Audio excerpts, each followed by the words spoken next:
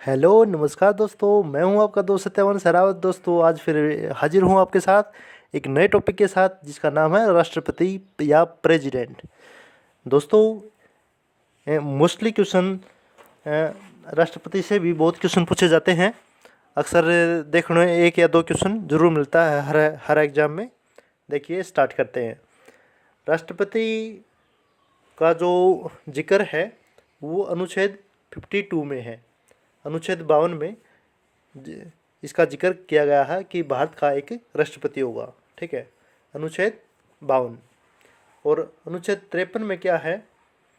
संघ की कार्यपालिका शक्ति राष्ट्रपति में निहित होगी और वह इसका प्रयोग इस संविधान के अनुसार स्वयं अपने अधीनस्थ अधिकारियों के माध्यम द्वारा करेगा। देखिए इस प्रकार राष्ट्रपति है गणतंत्र की कार्यकारी प्रमुख है। ये भाई जो भी काम होगा राष्ट्रपति के नाम से होगा, यानी कि कार्यपालिका का प्रमुख है। फिर है सभी शासन संबंधी कार्य उसके नाम पर किए जाते हैं। कार्यकारी शक्ति के संचालन में सहयोग एवं सुझाव देने के लिए राष्ट्रपति मंत्रिपरिषद का गठन करता है। क्या क्या कहा इसने? इन्होंने बोला है भाई देखें, एक तो ये शासन संबंधी कार्य जितने भी हैं वो सारे इनके नाम पर किए जाते हैं। फिर भाई उसके कार्यकारी शक्ति के संचालन में सहयोग एवं सुझाव देने के लिए मंत्रिपरिषद का गठन भी राष्ट्रपति करता है। अनुच्छेद 74(1) में और 42वें और 44वें संविधान संशोधन के अनुसार राष्ट्रपति मंत्रिपरिषद की सलाह मानने के लिए बाध्य है। तो क्या है? राष्ट्रपति मंत्रिपरिषद की सलाह मानने के लिए बाध्य है। वह भारत का प्रथम नागरिक होता है। ये क्वेश्चन भी कई बार पूछा जा गया है। भारत का प्रथम नागरिक कौन होता है? वो राष्ट्रपति होता है। वरीयता अनुक्रम में प्रथम स्थान है, यानी कि वरिष्ठता के अकॉर्डिंग पद के हिसाब से। वरीयता पत्र राज्य के विभिन्न सरकारी कार्यक्रमों के गणमान्य व्यक्तियों के का अनुक्रम दर्शाता है। देखिए सशस्त्र बलों है ये। सशस्त्र बलों का सर्वोच्च कमांडर होता है। तीनों सेनाओं का सर्वोच्च सेनापति होता है। Army, navy, air force. ठीक है, तीनों फौजों का सुप्रीम कमांडर होता है। फिर देखते हैं राष्ट्रपति का चुनाव। राष्ट्रपति का चुनाव कैसे किया जाता है? भारत के राष्ट्रपति अप्रत्यक्ष निर्वाचन से चुने जाते हैं। कैसे? अप्रत्यक्ष। एक चुनाव होता है दोस्तों प्रत्यक्ष और एक होता है अप्रत्यक्ष। प्रत्यक्ष चुनाव किसमें होते हैं? जिसमें जनता अपना प्रतिनिधि को चुने, और अप्रत्यक्ष होते हैं जो चुने हुए प्रतिनिधियों द्वारा चुने जाए। तो ये क्या है? अप्रत्यक्ष। फिर उनका चुनाव एक निर्वाचन मंडल द्वारा किया जाता है। एक निर्वाचन मंडल होता है द्वारा अनुपातिक प्रतिनिधित्व के आधार पर एकल संक्रमणीय मत प्रणाली द्वारा किया जाता है। दोस्तों ये बहुत इंपॉर्टेंट है। राष्ट्रपति का चुनाव किस पद्धति से किया जाता है? एकल संक्रमणीय मत पद्धति। ठीक है, अनुपातिक प्रतिनिधित्व के आधार पर ये इसका चुनाव है। अनुच्छेद 54 में क्या बात है? अनुच्छेद 54 में कहा गया कि निर्वाचन मंडल में निम्न लोग शामिल होंगे। कौन कौन शामिल होंगे? पहला, संसद के दोनों सदनों के निर्वाचित सदस्य। संसद के दोनों सदन कौन कौन से? एक लोकसभा और राज्यसभा। दोनों सदनों के निर्वाचित सदस्य, यानी कि जो चुने हुए सदस्य हैं। दोस्तों आपको पता होगा ये सदन निम्न है, ये आपका उच्च सदन है। राज्यसभा उच्च है, लोकसभा निम्न है। इसमें कम से कम 25 वर्ष होनी चाहिए एज, और इसमें कम से कम 30 साल। ठीक है, चलो वो हमें अलग से डिस्कशन करेंगे। तो नेक्स्ट पॉइंट है राज्यों के विधानसभाओं के निर्वाचित सदस्य। सभी राज्यों के विधानसभाओं के निर्वाचित सदस्य भी इसके चुनाव में भाग लेंगे। राष्ट्रीय राजधानी क्षेत्र दिल्ली और केंद्र शासित प्रदेश पांडिचेरी विधानसभाओं के निर्वाचित सदस्य हैं। केवल 2 ही केंद्र शासित प्रदेशों में विधानसभा है, पांडिचेरी और दिल्ली। यहाँ से क्वेश्चन पूछा जा सकता है दोस्तों कि दो कौन से केंद्र शासित प्रदेशों में विधानसभा है, एक तो दिल्ली में और एक पुदुचेरी में। ठीक है, तो इनके निर्वाचित सदस्य भी इसमें शामिल होते हैं और सभी राज्यों की। फिर है राष्ट्रपति चुनाव की प्रक्रिया कैसे किया जाता है। देखिए, भारत के राष्ट्रपति का चुनाव संबंधी उपबंध अनुच्छेद 55 में है। देखिए दोस्तों, यह अपने अनुच्छेद सीरीज वाइज याद करने हैं। देखिए, सबसे पहले था 52 में की क्या बात कही गई थी। 52 में कही गई थी भारत का एक राष्ट्रपति होगा। और 53 में क्या, अनुच्छेद 53 में क्या कहा, 53 में कहा दोस्तों कि उसके लिए एक वो होगी, एक मंत्रिपरिषद का गठन किया जाएगा उसकी सलाह के लिए। और 54 में क्या कहेगा कि भाई उसको ये कौन कौन उसमें शामिल होंगे सदस्य। और 55 में क्या कहेगा, 55 में यह कहा गया कि राष्ट्रपति एवं उपराष्ट्रपति चुनाव संबंधी अधिनियम 1952 में दिए गए हैं। ये जो भारत के चुनाव संबंधी है, इसकी जो चुनाव प्रोसेस है वो अनुच्छेद 55 में दिया गया है, जो बाद में 1974 में संशोधित हुआ और संविधान के अनुच्छेद 55 में सुझाई गई प्रक्रिया है। ठीक है, एक मत का मूल्य कैसे निकालेंगे। देखिए, जो राष्ट्रपति के मत का मूल्य है वो इस तरह निकालेंगे, ध्यान देना आपने। राज्यों की कुल संख्या, राज्य की कुल जनसंख्या, एक राज्य में जितनी भी टोटल पॉपुलेशन है, बटे में कुल निर्वाचित विधायकों की संख्या।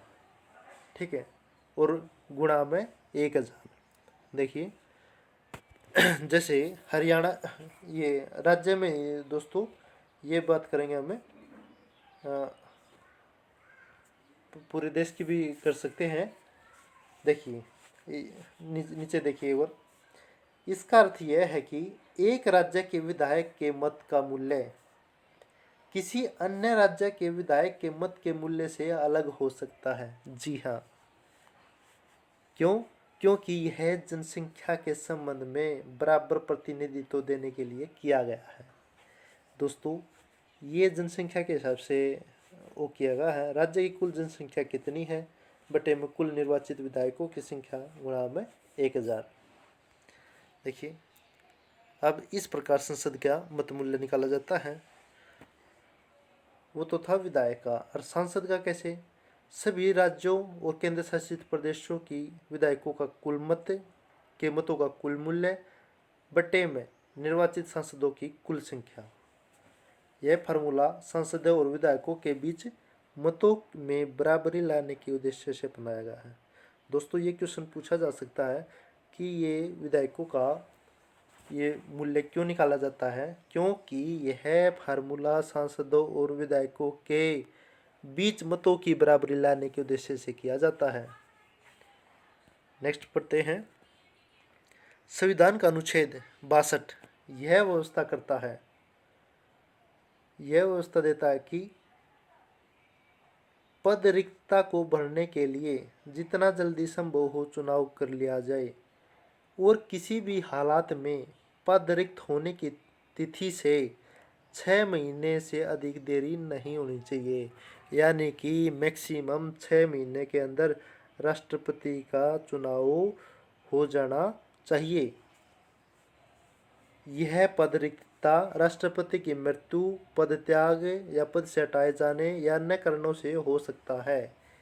इसमें यह भी कहा गया है कि कहा गया है कि राष्ट्रपति की पदावधि की समाप्ति से हुई रिक्ति को भरने के लिए निर्वाचन पदावधि की समाप्ति से पहले ही पूर्ण कर लिया जाएगा। अगर राष्ट्रपति किसी कारण से बीच में अपने कार्यकाल से पहले नहीं हटाया जाता तो उससे पहले ही, वो 5 साल पूरा होने से पहले ही उसको भर लिया जाता है। फिर बात करते हैं राष्ट्रपति की योग्यताएं। कौन राष्ट्रपति के चुनाव लड़ने के लिए काबिल है। पहला एक भारत का नागरिक हो, सेकंड 35 आयु पूरी कर चुका हो, फिर लोकसभा का सदस्य चुने जाने की योग्यता हो। लेकिन लोकसभा का दोस्तों यहाँ एक याद रखनी है, 25 वर्ष होता है, लेकिन यहाँ पर 35 वर्ष, ठीक है। और फिर है ये वह है भारत सरकार या किसी राज्य सरकार के अधीन या किसी सार्वजनिक प्राधिकरण में लाभ के पद पर न हो। आप ये कह सकते हो कि लाभ के पद पर न हो, तो वो व्यक्ति राष्ट्रपति चुना जा सकता है। नेक्स्ट बात करते हैं पुनः चुने जाने की लिए योग्यता। भाई क्या दोबारा चुना जा सकता है? जी हाँ, जब तक चाहे कितनी बार राष्ट्रपति के पद पर हो या रहा हो, पुनः चुने जाने के लिए योग्य होता है। अपने भारत में ऊपरली सीमा, ऊपर जो अधिकतम आयु है वो राष्ट्रपति के लिए नहीं है, कितनी भी हो, चाहे वो 90 साल का हो या 100 साल का, ठीक है। लेकिन अमेरिका में क्या सिस्टम है? अमेरिका में ये सिस्टम किया गया है कि एक व्यक्ति केवल 2 बार ही राष्ट्रपति का चुनाव लड़ सकता है, उसके बाद नहीं। लेकिन भारत में ऐसा नहीं है। फिर है राष्ट्रपति पर महाभियोग की प्रक्रिया। ये सबसे इम्पोर्टेंट है, इससे कई बार क्वेश्चन पूछा जाता है।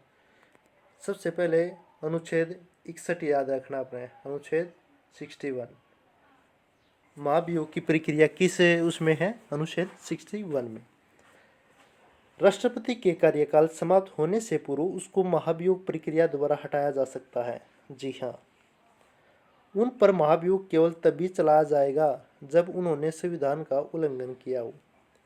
अगर राष्ट्रपति संविधान से हटकर चलता है, उन्होंने उसका कोई उल्लंघन किया है, तो उस पर महाभियोग चला जाएगा। यह एक अर्धन्यायिक प्रक्रिया होती है। यह एक अर्धन्यायिक प्रक्रिया होती है।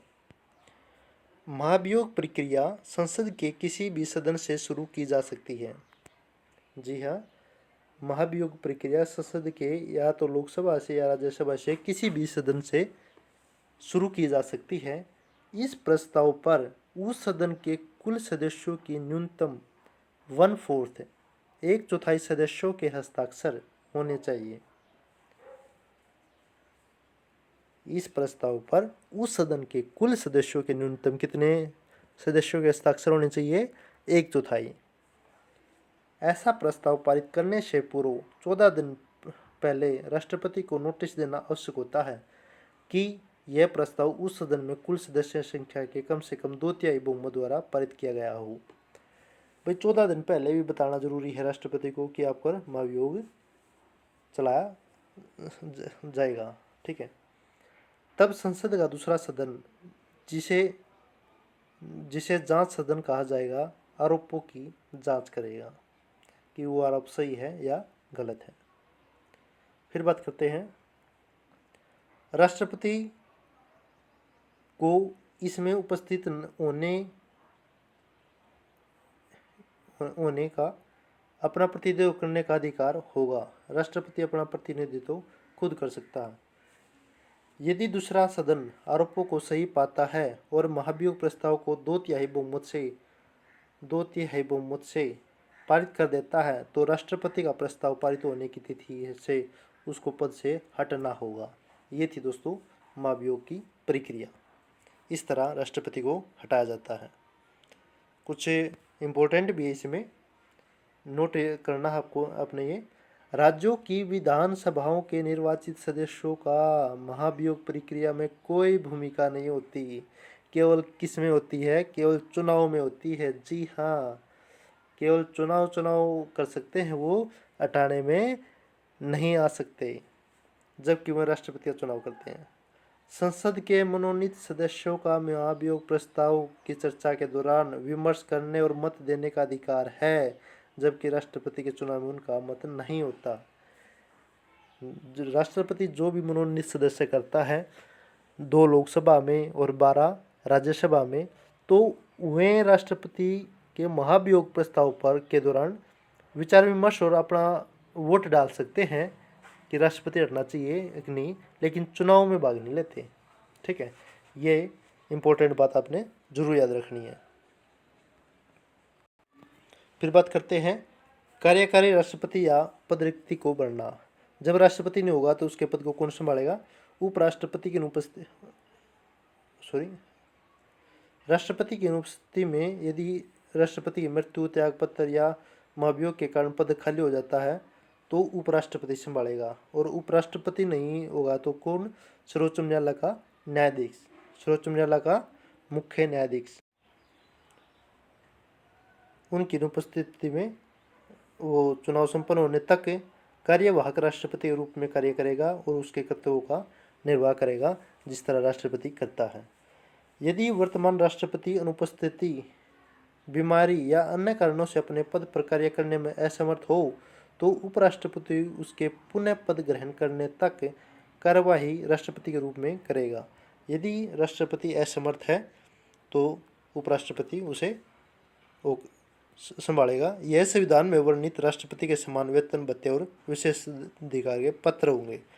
तो इस सिचुएशन में क्या? उपराष्ट्रपति राष्ट्रपति समान वेतन लेगा, भत्ते लेगा और विशेष जो भी अधिकार है उसको वो मिलेंगे। फिर है राष्ट्रपति की शक्तियाँ। देखिए राष्ट्रपति कौन कौन सी शक्तियाँ हैं। सबसे पहले बात करते हैं हम राष्ट्रपति की विधायी शक्ति के बारे। विधायी शक्ति में क्या होता है? देखिए वह संसद का संयुक्त अधिवेशन बुला सकता है। वह संसद का दोनों सदनों का एक साथ बैठक कर सकता है, अधिवेशन बुला सकता है और उसे स्थगित कर सकता है। वह प्रधानमंत्री की अध्यक्षता वाले मंत्रिपरिषद की सलाह पर लोकसभा भंग कर सकता है। वह प्रधानमंत्री की अध्यक्षता वाले मंत्रिपरिषद की सलाह पर लोकसभा को भी भंग कर सकता है। कौन? राष्ट्रपति। राष्ट्रपति वह प्रत्येक नए चुनाव के बाद और प्रत्येक वर्ष संसद के प्रथम अधिवेशन को संबोधित कर सकता है। भाई जब भी संसद का अधिवेशन स्टार्ट होता है तो उसको संबोधन भी राष्ट्रपति करता है। फिर है संसद द्वारा पारित सभी विधेयक राष्ट्रपति की अनुमति के बाद ही कानून का रूप लेते हैं। सभी विधेयक, धर्म विधेयक, वित्त विधेयक, जो विधेयक है राष्ट्रपति की अनुमति के बाद ही कानून का रूप लेते हैं। राष्ट्रपति किसी बिल को संसद में पुनर्विचार के लिए भेज सकता है। अगर राष्ट्रपति को ऐसा लगा कि ये नहीं, गलत है तो उसे पुनर्विचार के लिए भेज सकता है। यदि वह धन विधेयक या संविधान संशोधन न हो, पुनर्विचार के बाद विधेयक पास होकर जब राष्ट्रपति के समक्ष रखा जाएगा तो उसे अनुमति देने के लिए अनिवार्य होगा। नेक्स्ट पॉइंट है राष्ट्रपति पॉकेट वीटो की शक्ति का प्रयोग करते हुए विधायकों को अपनी अनुमति के लिए असीमित समय के लिए अपने पास रोक सकता है। पॉकेट वीटो क्या है? ये दोस्तों क्वेश्चन पूछा जा सकता है। पॉकेट वीटो होती है कोई भी विधेयक है उसे असीमित समय के लिए अपने पास रोक सकता है। यानी कि आप ये कह सकते हो उसे जेल में डाल सकता है कोई भी विधेयक को, तो ये पॉकेट वीटो है। और नेक्स्ट है संसद के दोनों सदनों का सत्रावन की अवधि में सरकार को तुरंत किसी कार्य की आवश्यकता होती है तो राष्ट्रपति अध्यादेश जारी कर सकता है जो उतना ही शक्तिशाली होता है जितना कि संसद के पास अन्य विधेयक। ठीक है, राष्ट्रपति क्या कर सकता है? अध्यादेश भी जारी करता है जब संसद का कोई सत्र न चल रहा हो। फिर पढ़ते हैं दोस्तों राष्ट्रपति की कार्यकारी शक्ति के बारे में। सबसे पहले कार्यकारी शक्ति कौन सी है? वह प्रधानमंत्री मंत्रियों की नियुक्ति करता है और प्रधानमंत्री की सलाह पर मंत्रियों को उनके विभागों का बंटवारा करता है। सबसे पहला काम कार्यकारी शक्ति में यह है। फिर है नेक्स्ट राष्ट्रपति विभिन्न महत्वपूर्ण नियुक्तियों के लिए जिम्मेदार होता है, जैसे राज्यों के राज्यपाल हैं, मुख्य न्यायाधीश हैं, भारत के उच्चतम न्यायालय और उच्च न्यायालयों के अन्य न्यायाधीश हैं, महान्यायवादी है, अटॉर्नी जनरल, नियंत्रण महालेखा परीक्षक, CAG, मुख्य चुनाव आयुक्त, चीफ इलेक्शन कमिश्नर, अन्य निर्वाचन आयुक्त, संघ लोक सेवा आयोग के अध्यक्ष। ठीक है, देखिए अन्य देशों के राजदूत एवं उच्चायुक्त। फिर है राष्ट्रपति भारत के सशस्त्र बलों का सर्वोच्च कमांडर होता है। ये भी इसकी कार्यकारी शक्ति में है।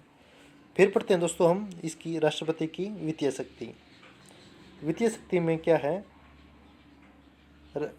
धन विधेयक राष्ट्रपति की पूर्वानुमति के से ही संसद में प्रस्तुत किया जा सकता है।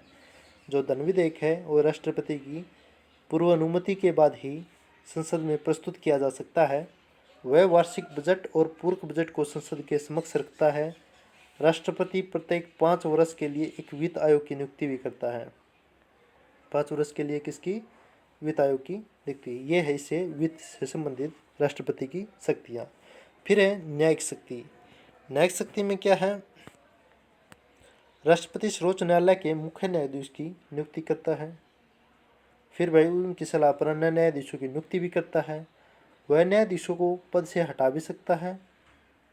पदच्युत मतलब पद से हटाना, यदि संसद के दोनों सदन उपस्थित सदस्यों के 2/3 बहुमत से ऐसा प्रस्ताव पारित कर दे। और फिर है उसे अक्षमादान देने का अधिकार है। राष्ट्रपति किसी व्यक्ति के मृत्युदंड को निलंबित यानी कि बिल्कुल खारिज कर सकता है, माफ़ कर सकता है, परिवर्तित कर सकता है। किसी को फांसी की सज़ा होगी उसे उम्र कैद में बदल सकता है, उम्र कैद होगी उसे कम कर सकता है। ठीक है, जैसे फांसी को अस्थायी रूप से स्थगन कर सकता है, अक्षमादान भी कर सकता है, वही बिल्कुल भी माफ़ कर सकता है। ये राष्ट्रपति के विवेक पर आधारित है, डिपेंड करता है। कूटनीतिक शक्तियाँ, कूटनीतिक शक्तियों में ये हुआ भाई सभी अंतर्राष्ट्रीय संधियाँ समझौते राष्ट्रपति के नाम पर किए जाते हैं। देश में जितनी भी संधि होगी और समझौते होंगे केवल राष्ट्रपति के नाम पर ही होंगे। ठीक है। फिर सेना शक्तियाँ, राष्ट्रपति भारत के सैन्य बलों का सर्वोच्च सेनापति होता है।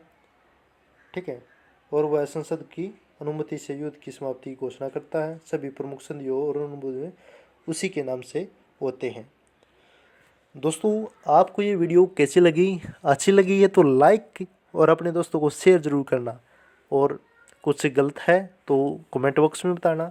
दोस्तों अगर आप चैनल पर फर्स्ट टाइम हो तो चैनल को सब्सक्राइब जरूर करना। थैंक यू दोस्तों, फिर मिलते हैं नेक्स्ट वीडियो तक। राम राम।